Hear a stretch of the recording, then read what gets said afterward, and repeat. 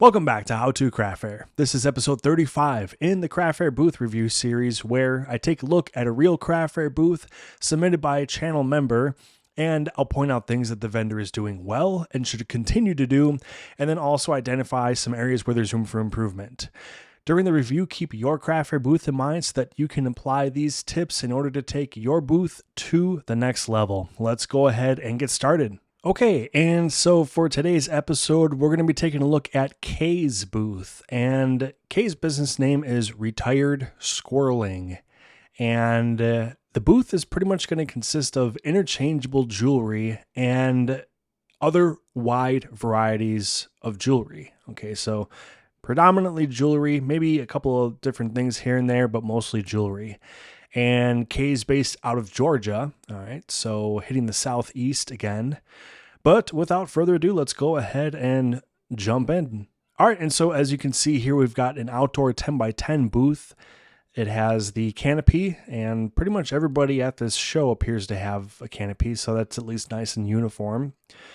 But the first thing that we're going to talk about, of course, as usual, is displays. But hang around until the end of this video because Kay had a specific question that she wanted me to address that I typically don't really cover in booth reviews, but I think it's good to address it for everybody to hear, so that's something I wanted to sneak into this booth review because I think it'll help a lot of vendors. But let's take a look at displays. So we'll zoom in a little bit. All right. And as we work our way from left to right, we've got a wide variety of different heights. Okay, so that's nice to see right off the bat. First thing that we see, I think the most eye-catching thing is this necklace display on the left-hand side. Really nice. Very well crafted. I like the height of it. It's eye-catching. And I like the little squirrel on top, just like the injection of the branding and all that. So it's really cool, but yeah, very functional. Great design of this display. So I really like this for the necklaces. And then as we go down here, we have a whole bunch of earring cards, and they're staggered, but I think they are getting a little bit covered up. Okay, so maybe what I would do, Kay, here is just go every other level. So I would use this first level here like you've got, and then skip this second level and then go to the third, just so that there's a little bit more space in between those so that you can kind of see the designs. Same thing with this display back here. So I think that would help just to make each of those designs stand out a little bit more. So if you have any duplicates, go ahead and just stow those away and buy yourself a little bit more breathing room on this particular display. Then over here, we have some taller displays. So this is holding up some of what I believe to be the interchangeable jewelry or else button jewelry.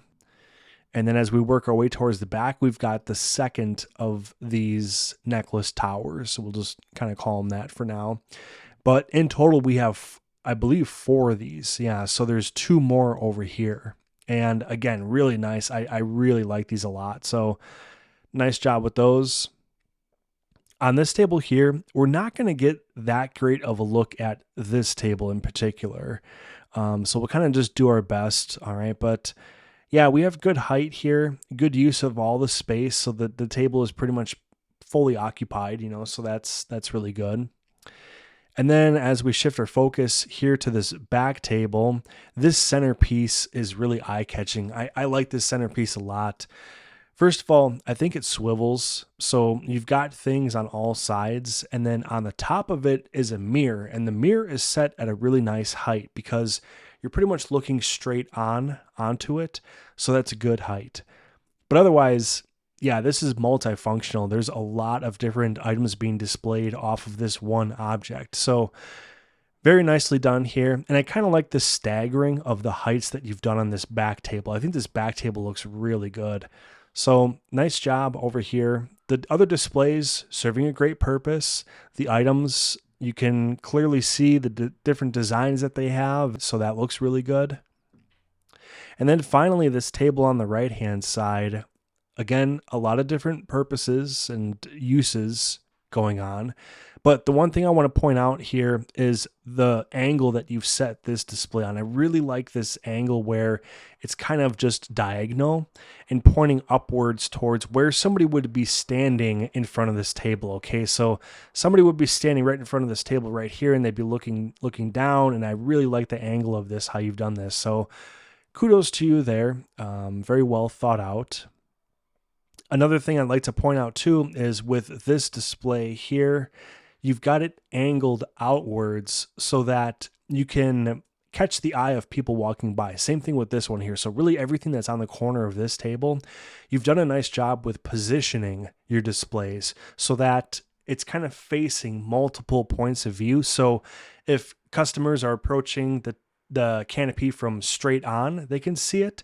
And then if customers are approaching, say, from this side over, like from this tent next door, and they're approaching this way, they can also kind of get a sneak peek of what's happening with your items. Okay, so yeah, really well thought out. I like the displays. They're just, a lot of them are multifunctional, so they swivel, or they have a mirror on them, or they're getting a lot of height at your booth, or they're featuring more than one item. So really, really nice job there of having displays that are more than just one dimensional. Now we've got a total of 5 pictures for this booth. So occasionally I'm going to show you some up close shots of the booth. And this was the back table center on that we were looking at. So we can get a little bit of a closer look at this. And with the black backdrop and all that and these bright designs, these showcase really well. So I like that a lot. These ones down here, they do get a little bit lost in the table fabric, but nothing terrible. Nothing really super distracting there. So not really concerned with that. Over here, we check out the interchangeable snap jewelry, and this is the display for those items. And yeah, again, I would say well done.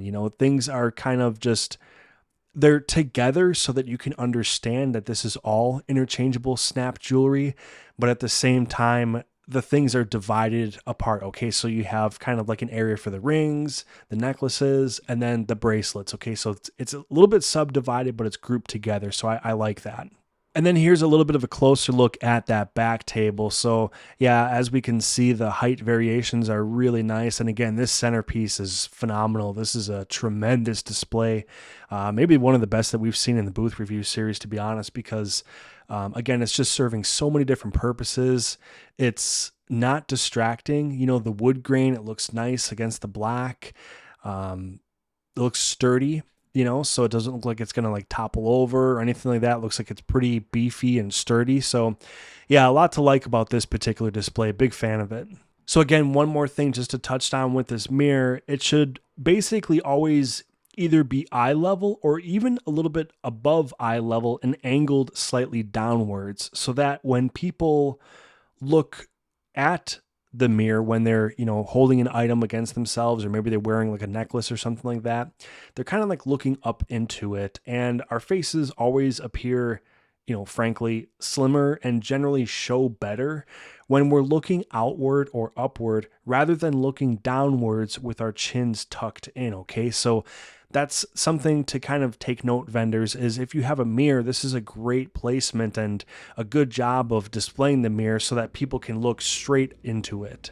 I know the temptation is there to kind of just set the mirror down on the table, but your customers are going to look better when they're trying the items on when the mirror is at this height. And if they look better, then they're probably more likely to go ahead and make a purchase. So yeah, okay, overall, I would say displays, very good. Definitely one of the strengths of the booth right off the bat. You're doing a really nice job of showcasing the items in many different ways, but it's all functional, it's all well thought out and pretty calculated, so I would say just keep doing what you're doing as far as displays. I don't really see too much to critique on in this category. All right, so now let's talk about pricing. So Kate gave me a little bit of a heads up in her email to me, and she let me know that basically she has dual pricing happening at her booth. For the most part, Items are going to be individually marked either on the back of it or on the underside of it. But then there's also going to be pricing zones. Okay, so this is where the signage comes into play, where a particular group of items is going to have a sign for it to let people know what the pricing is for that zone of items. All right, so pretty much doubled down on the pricing. There's nothing wrong with that. Yes, it does require a little bit more effort up front, as you kind of prepare for the event and you're getting ready for the show, but it certainly makes life a lot easier on the shoppers. So if that investment of time and energy is paying dividends and you're kind of noticing that, nobody's asking what the price of, something is, or, any of those issues are popping up, then, it could be worth the investment of time and energy.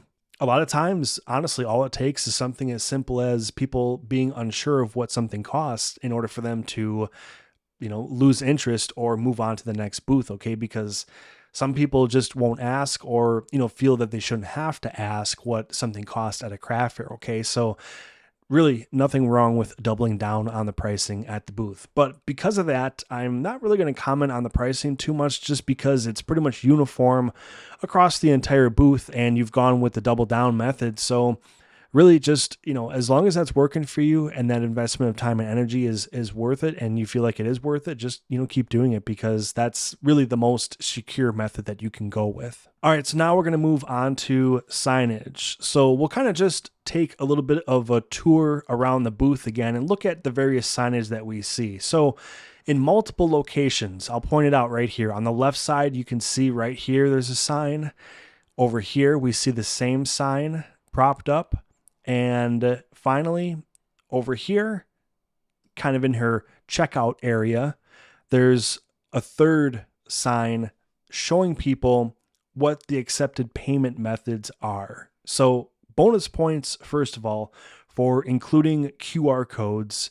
And really the icing on the cake is adding in at the very bottom, it says all sales are final. Okay, so we can't really see it in here, but there's a couple of different pictures that I have where it says all sales are final at the very bottom. Gets a little bit blurry here, but that's okay. Anyways, the reason why I like that is it's always best to list a list that like Kay has, so that there's no surprises from customers potentially wanting to return something. Okay, so letting them know right off the bat that, hey, all sales are final, this is the policy, boom. And that way, again, there's no surprises, nothing like that to worry about. Okay, so that's always a good way to do it. And to put it on the pricing sign, that's the most logical place to put that type of language. Okay, so if you have a return policy, or if you don't, pairing it up with your accepted payment method sign, that's great. Okay, now we did touch on pricing a little bit earlier when we talked about the double down method with, marking individual items, but then also having pricing signs. Now, since we're in the signage segment, one thing I want to add on to that is that if you look at the signs where they're generally the pricing signs, it is nice to see that you've labeled the names of all the items when we talked about like those groups of different items throughout the booth. So it's nice to see that. So like here you have, it says interchangeable snap necklace, and then, snap over here, magnets over here, magnets over here. So it's nice that you've kind of combined your signage into just laying out what the items are in the item zones, but then also letting people know how much things cost. Okay, so I like that you've grouped that together into one sign. Sometimes people will just put prices in areas where there's items and they don't put the name of the item on there. It's always good to just go ahead and, I know it's kind of stating the obvious, you know what I mean? But to me, it's nice because it clearly defines zones and it makes a little bit of a divider in between these zones of different items. Alrighty, so now we're going to go ahead and move on to marketing. So the first thing I'd like to mention with marketing is that I would recommend that you would add a thin banner across the top front of the canopy, because I think a pop of color here would be nice to help break up all the black that is on top of the canopy, in the back of it, the side of it, and then also with the tablecloths. So there's a lot of black going on, and while that is a nice color to feature items up against, especially items like yours where they kind of have a lot of pops of color. I think that you would benefit greatly from having a thin banner here with your business name. And then, you've got really fun colors in your business logo. So I think that would look really nice here. So there's banners that you can make where I think they're maybe like 12 inches, where, the 12-inch height by about 8 feet across. And then you would just have to secure that to the edges here. So look into that, consider that. I think that would be a really nice addition to the front to kind of pull some eyes your way. Because if you look at the canopies next to you, you've got a red canopy on this side, then you got a white canopy over there, and then yours is black, and a lot of the supporting elements are dark. I don't want to say it gets lost, but there is a little bit of thunder stealing happening with your neighboring booths. The attention just kind of naturally goes to like those brighter colors. So I think that something out front here on the top would be a really nice touch, just to give it that little bit of push of color. And then I do want to make a note while we're in the marketing segment here that while there are no business cards present in these pictures, Kate did let me know that she is adding those to her booth moving forward. Okay, so that's being worked on, and that's going to be in addition to the booth coming up. So when we look at other elements of marketing, as we start to pull in here and look around the booth, one thing that I'm noticing is there's, without having business cards, there's really no way for people to find you or contact you. Okay, so you have the QR methods, or the QR codes for the payment methods, but then you've got the big table runner here, but there's no website, there's no social media handle or anything like that. So really there was no way for people at this event to kind of connect with you outside of the craft fair. Okay, so that's just something that you want to keep in mind in the marketing element, is that, yes, it's great to make a good impression in person, but you want to connect with people outside of the craft fair so that you help to fill in potential gaps that might occur in between craft fairs. That's just going to help to give you those sales in between shows. And then even in your off season too, that's like a nice kickback, I guess you'd say, of building that presence online, is that, potentially you can help to fill in that off season a little bit. But yeah, as far as your actual business logo and the business name, and then even the catchphrase down here. So you have your business name, and then underneath it says acrylic paint skin jewelry.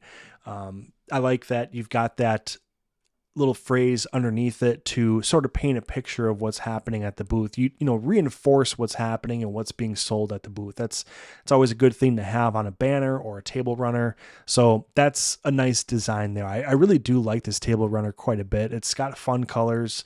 The font that you've chosen for the business name is really nice. I like how big you made the lettering, and I really like the fabric on the end too. Kind of like that textured frayed fabric all around. It just gives it like enough texture and personality to, give it some flavor, but not be over the top and not be distracting at the booth. So that's a really nice touch. All right, so now we're going to go ahead and move on to vertical space, and this is easily one of the biggest strengths of the booth. We talked about it when we mentioned displays, but once you are near the booth, you can see that it's just this constant up-down variation of different heights, and it just makes things really interesting to look at. And you're avoiding that monotonous one level appearance that some vendors kind of get sucked into at their booth. Sometimes you'll just see like one height all the way across, and it's a little bit boring to look at, whereas this, it's just constantly shifting up and down, and there's pretty much something for every height to look at. So you've made really good use of that vertical space. You're able to display more product because you've gone up and gone vertical. So that's great to see as well. I think if you did add that banner that I was mentioning out front, that would increase the vertical space even more, because now you're talking about potentially like 8 to 10 feet of display space and then down, so really, you've done a good job, and kudos to you on this particular segment of the booth. Okay, so now we're going to hop into colors, contrast, and texture. So the elephant in the room that we're going to talk about is the black canopy. It's pretty rare to see a canopy this dark, okay, because for one, it darkens the interior substantially. And then the second thing is that it also draws in the most heat. So sometimes at outdoor events, I mean, especially where you're located in Georgia, that's got to get pretty toasty in the summertime. But it does draw in the most heat, you know, a darker canopy. And although the inside of it, you can't really see it from here, you guys, but the inside of it is white, okay? But the outside, of course, is black, all right? Now, I'm not going to just outright say that you absolutely need to switch to a white canopy, but you do have to make sure that the inside doesn't overheat and that it is well lit. So as long as you can do those things, then, you know, you're fine with the canopy that you have. So those are just a couple of things to keep in mind, that you want to always maintain a comfortable shopping experience for your visitors, okay? And that means well lit so that they can see what's going on. And then that means it's not an oven underneath there, okay? So one thing that you can do to kind of combat that is we can talk about your sidewalls. Now, you've chosen to also go with black sidewalls on the back, and then you've got one side down. Okay, so you've got two sides open, two sides closed. Now, if there's enough of a breeze ripping through there and it's comfortable, then that's fine, you know, because again, the black background is beneficial to displaying bright items. Okay, so there is that trade-off. So maybe just consider utilizing white walls if it gets absolutely unbearably hot. Okay, so that's one option that you could have, is, you know, maybe purchase like an extra sidewall or two in white and look at the weather, you know, look to see if there's going to be any kind of a breeze outside, or if it's just one of those days where there's like no breeze at all and it's just that dead air hanging around. That can kind of determine whether you should go with the black or the white sidewalls, because again, just keep that in mind, where if it's going to be a nice day, if it's going to be comfortable, you've got that black as an option to showcase your items really well. Now, for the third time in this booth review already, I'm going to go ahead and talk about your pricing signage. The reason why I'm going to do it in the colors, contrast, and texture segment is that I really like how you matched the color choices of your pricing signs with your branding. So as you can see, there's the pink, the blue, and the green, and those shades are all found in your banner. So I like that you matched those palettes. So keep up the great work and making sure that your brand colors are utilized in multiple places at your booth. There's a few different ways that you can do this, you guys. So you can do it in your signage, you can do it in your stickers. If you have jewelry like earring cards like this, that's another really common way to inject that branding into the booth. Okay, so there's a lot of different ways that you can do it, but as long as you're doing it in a few different locations to kind of just hammer that branding home, that's great. So, and even here, I think I can see some shopping bags that are green, and it goes really well with your banner as well. So yeah, great job just making sure that your colors and your contrast is well thought out throughout the booth. It's very intentional and obvious that you've planned this out so that it's all uniform. Alrighty, so let's go ahead and talk about the strength of theme. And again, very strong here, very strong. The one thing that maybe I would say is that, okay, your booth is obviously predominantly jewelry, okay? And one of the really cool areas of the booth is the interchangeable snap jewelry. All right, so I would consider taking that and moving it a little bit further outwards, and then maybe putting the magnets a little bit deeper into the booth, okay? Because to me, the snap jewelry is really eye-catching, and it's very cool. I could see a lot of people being attracted to that and being able to pretty much customize their piece. That's nice for shoppers to be able to do at a booth. So I would probably put that a little bit closer to the edge of the booth just to help maybe draw some people in.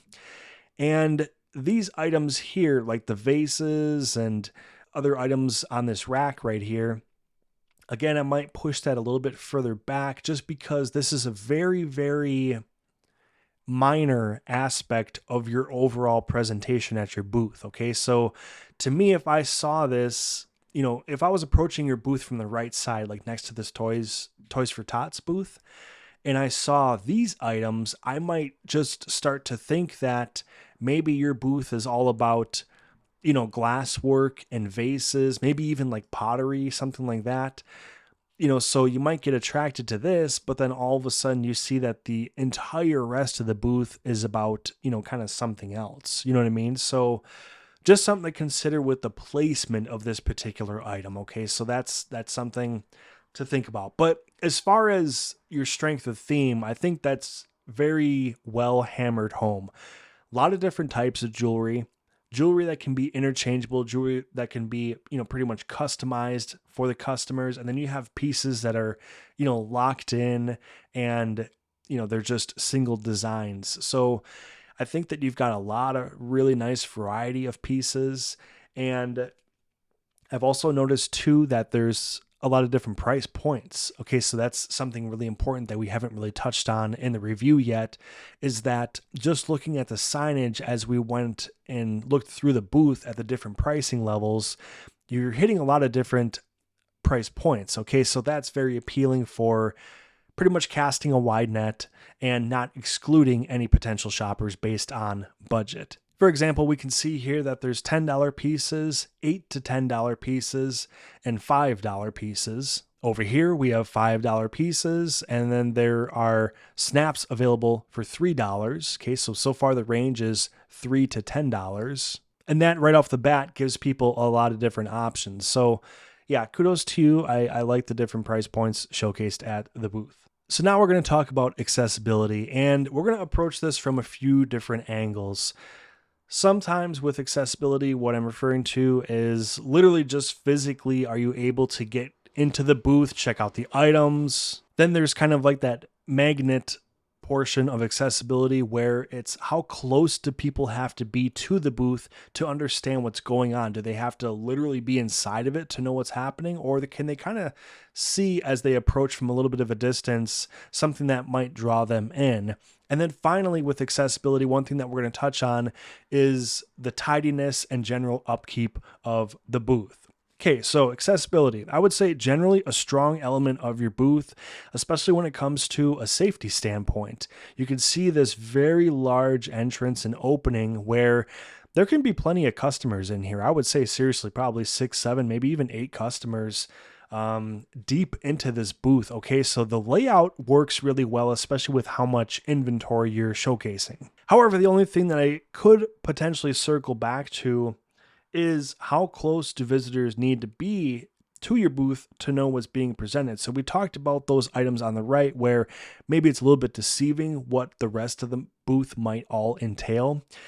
And then also, I'll circle back to the point I made earlier with having a black canopy on top, because they're not really, for lack of a better term, translucent with light shining down. Okay, so white canopies, they tend to have a little bit of almost like a glow underneath them, where it's definitely a little bit better well lit underneath a white canopy because the light somewhat shines through and the light gets dispersed a little bit. Black canopy, you're going to have kind of hard shadows that you're working with. So you can see on this table on the left, some of the items are in the sunshine and they pop in the color. They look really good in the color. But then as soon as you look towards the back of the booth, everything falls into a pretty deep shadow. And that's when it gets a little bit tricky with that black canopy. Okay, so that's one element of accessibility where I feel like shoppers would kind of have to get pretty close to really see, some of the detail in those items back there. Now let's approach it from a little bit of a different angle and say, how close do visitors want to get to the booth? And when I ask that, I'm referring to the general upkeep and tidiness of the booth. Overall, excellent. The only thing that I could potentially say for really all vendors out there who use dark tablecloths is be sure to pack a lint roller with you in your supply bag, just in case that you should give your booth a couple of quick once-overs, maybe a couple of times throughout the day. So black tablecloth, they show those little lint particles and little things that accumulate throughout the day. Just go ahead and give it a really quick once over. But from what I'm seeing here, it looks very tidy, so you've got things picked up really well, presented very well. I don't see any kind of unnecessary items laying around. So that's another thing to kind of look for, like soda bottles or anything like that. The things are stowed away, so your tablecloths come down to a really nice height. They're hiding anything that might be underneath it, totes, dollies, any kind of supplies. But then the tablecloths also are at a really nice height because they're not bunched up at the bottom and rolled up so where it could be a tripping hazard. So you've got this down pat, really, really nice. All right, so now let's go ahead and move on to general use of space, which I think is definitely above average at the booth. The only thing, like I said before, that maybe could be a potential upgrade is the front of the canopy. It just feels like a little bit unused. You got like this, black, solid black front of the booth that doesn't really have much going on. Or another way that you could potentially approach this, Kay, is I like the design that you have here. Now, I know that you mentioned that you might potentially be going to the Z pattern, which is basically a table at the back. So like pretend like you took this table and you moved it over to the left. So you'd have a table like that. Then you'd have a table coming down, almost essentially down the center of the booth. And then finally you'd have a table coming on the front right, if you're looking at it from the shopper's perspective. So vendors, if you're not familiar with the Z pattern, that's pretty much what it is. You've got 3 tables, boom, boom, boom, okay?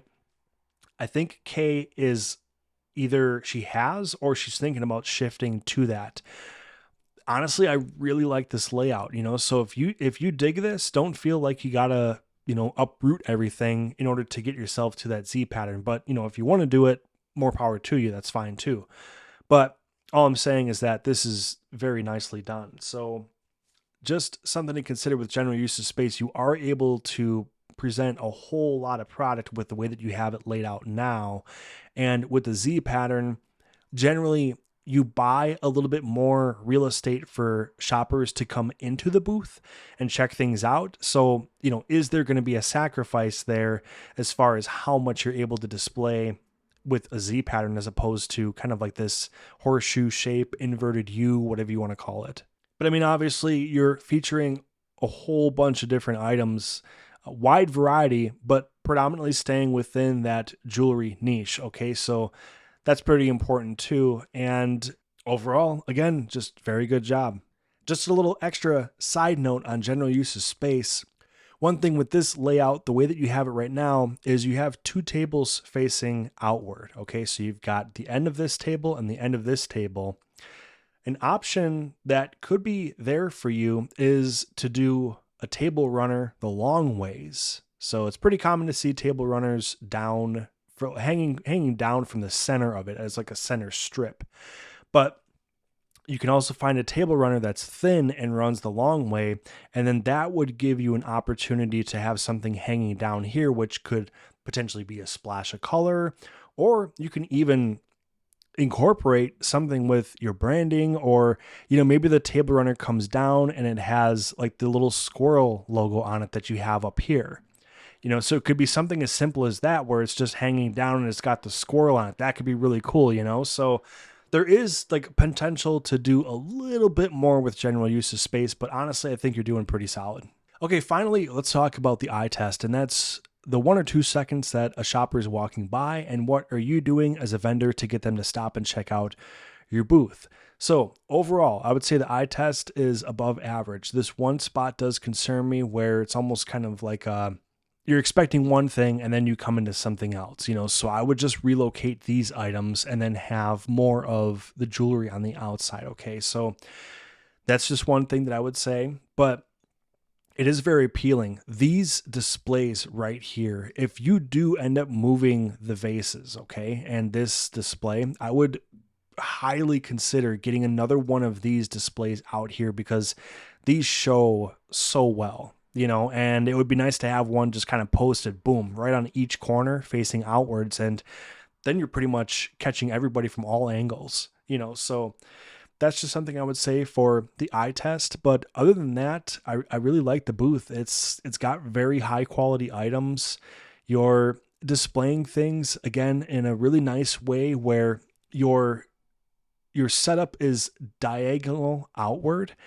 And again, we talked about that earlier where it's kind of catching customers from a few different angles, not just one angle. If there is a way that you can light up the inside a little bit more, so maybe going without a sidewall or going with the white sidewalls and just get a little bit more light in there, that's also going to help the eye test. But really, your items are very high quality. The displays are extremely high quality, like very, very high up there. So you've got a lot of good going for you. I think it's just like these really little tweaks now, and this fine tuning that's going to take you to the next level. So now I want to get to the question that Kay asked in her email to me.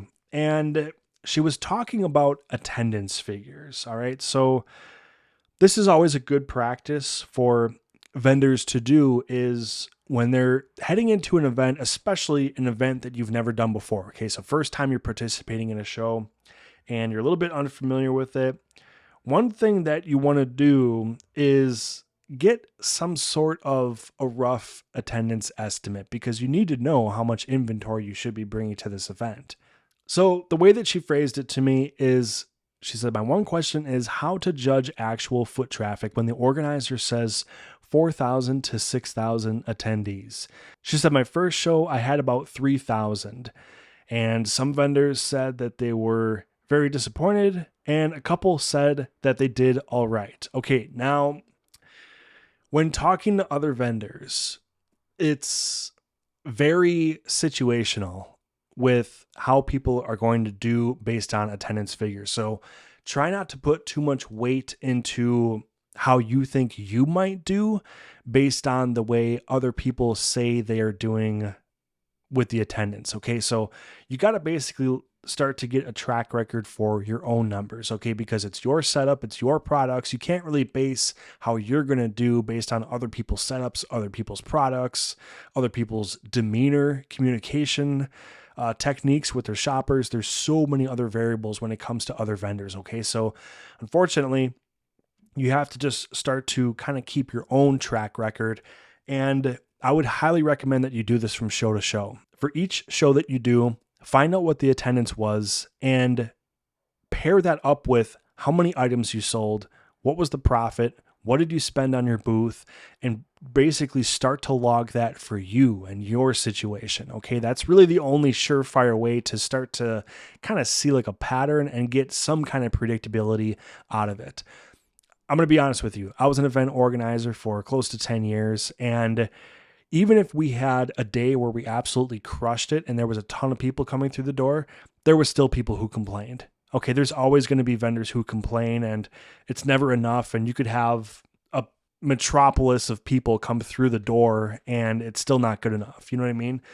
And then there's vendors who didn't really need a whole lot of traffic and they crushed it anyways. You know what I mean? So like I said, very situational. There's always going to be the vendors out there who are sour, really no matter what happens. Okay. And that's definitely the type of vendors to nod your head, say yes, and then just forget what they said because it's not going to do you any good. Some of them just have a rough attitude. Now, one trick that you can use to at least give yourself a ballpark on how much inventory to bring and prepare for, I made a YouTube short on this. I'm going to try to tag that video into this video in the top here. Maybe there's a link that'll show up. But anyways, it's on my channel. I only have like 5 shorts and it's one of them. But there is a way to estimate how much inventory to bring based on a rough calculation of numbers. So they say that the average craft fair has a conversion rate of 2%. Now, a conversion rate is simply the amount of shoppers who will buy from you compared to the number of shoppers who walked through the door. Okay, so there's a percentage there, and it's 2% on average. Again, a ton of variables, so just don't believe that this is the end all be all, okay?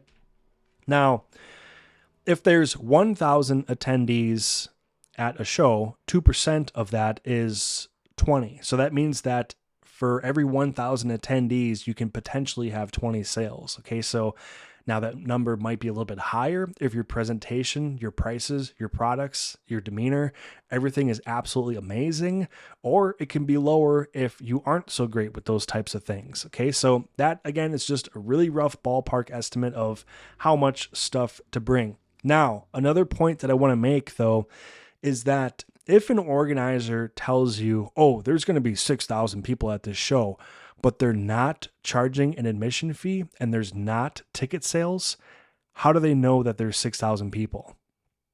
You don't. I mean, at best, it's an extremely rough ballpark estimate if it's a free event and people are just coming and going, because seriously, there's no way to track that. So when you are signing up for an event, if it is a paid admission type of experience where, people either have to buy a ticket at the door or buy tickets in advance, now that you can put a little bit more weight in as a vendor as a solid number that you can count on, But if it's a free event, just beware that it is a really rough estimate. So that's just the last point I want to kind of leave you with on that note. However, this was the 35th booth review in the Craft Fair booth review series. I hope that you enjoyed this episode today. If you did, please remember to like and subscribe to the channel. If you have additional tips, go ahead and comment below, because Kay is going to be reading these and other vendors are going to be reading the comment section. So it's always helpful to chime in if you've got some additional tips to throw in there. To check out all the other booth reviews in the Craft Fair booth review playlist, click on the playlist above, and thank you all so much for watching. Have a great day.